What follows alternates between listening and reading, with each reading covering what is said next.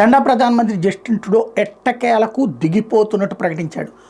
మొన్న దిగిపోతున్నాడన్న ప్రచారం జరిగిన నో నో నో అని చెప్పాడు. డిప్యూటీ ప్రైమ్ మినిస్టర్ దిగిపోయింది. ఇప్పుడు తనే దిగిపోతున్నట్టు ప్రకటించాడు. నిన్న రాత్రే మనం మాట్లాడుకున్నాం దీనికి సంబంధించి. రేపు మాపు అనేది నిన్న అధికారికంగా ప్రకటించాడు. ఖలిస్తానీ ఏర్పాటువాదులకు మద్దతు పలుకుతూ ఇటీవల కాలం భారత్పై తీవ్ర విమర్శలు గుప్పించిన జస్టిన్ ట్రూడో కెనడా ప్రధానమంత్రి పదవికి రాజీనామా చేయనున్నట్టు ప్రకటించారు. లిబరల్ పార్టీ నాయకత్వ బాధ్యతల నుంచి కూడా వైదొలుగుతున్నట్టు చెప్పారు. తన వారసుని పార్టీ ఎంపిక చేసే వరకు ప్రధాని పదవిలో కొనసాగుతానని స్పష్టీకరించారు.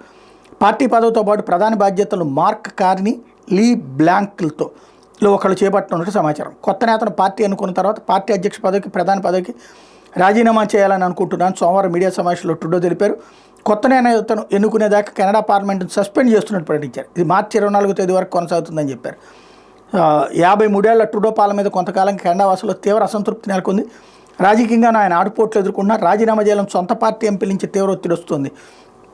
2015లో ప్రధాని పదవిగా చేపట్టిన ట్రూడో ఇటీవల కాలంలో దేశీయంగా అంతర్జాతీయంగా అపఖ్యాతి పాలయ్యారు. ఖలిస్తానీ ఏర్పాటువాది హర్దీప్ సింగ్ నిజ్జర్ హత్య కేసులో భారత ఏజెంట్ల పాత్ర ఉందని ఎలాంటి సాక్ష్యాలు లేకుండానే ఆరోపణలు చేశారు. దీంతో భారత్ కెనడా సంబంధాలు తీవ్రంగా దెబ్బతిన్నాయి. అమెరికా అధ్యక్ష ఎన్నికల్లో నెగ్గిన ట్రంప్ ట్రూడో పాలనపై ఇటీవల బహిరంగంగా విమర్శలు చేశారు. డ్రగ్స్ అక్రమ వలసలను కెనడా కట్టడి చేయకపోతే ఆ దేశంపై 20% పన్ను విధిస్తామని హెచ్చరించారు. దీంతో ట్రూడోపై మరింత ఒత్తిడి పెరిగింది. ఇటీవల ఉపప్రధాని ఆర్థిక మంత్రి పదవికి క్రిస్టియా ఫ్రీలాండ్ రాజీనామా చేశారు. ఆమె ట్రూడో ఆర్థిక విధానాలు తీవ్రంగా తప్పుపట్టారు. ఇటీవల జరిగిన సర్వేల్లో ట్రూడో జనాదరణ భారీగా తగ్గింది. ప్రతిపక్ష కన్జర్వేటివ్ పార్టీ వైపు 47% ముగితే 21% మంది లిబరల్ పార్టీకి అనుకూలంగా స్పందించారు. దీంతో లిబరల్ పార్టీతో పాటు ప్రధాన బాధ్యతలు మార్క్ కార్నీ, లీ బ్లాంకుల్లో ఒకరు చేపట్టే అవకాశం ఉంది. కార్నీ గతంలో Bank of Canada, Bank of England సారథ్య బాధ్యతలు నిర్వహించారు.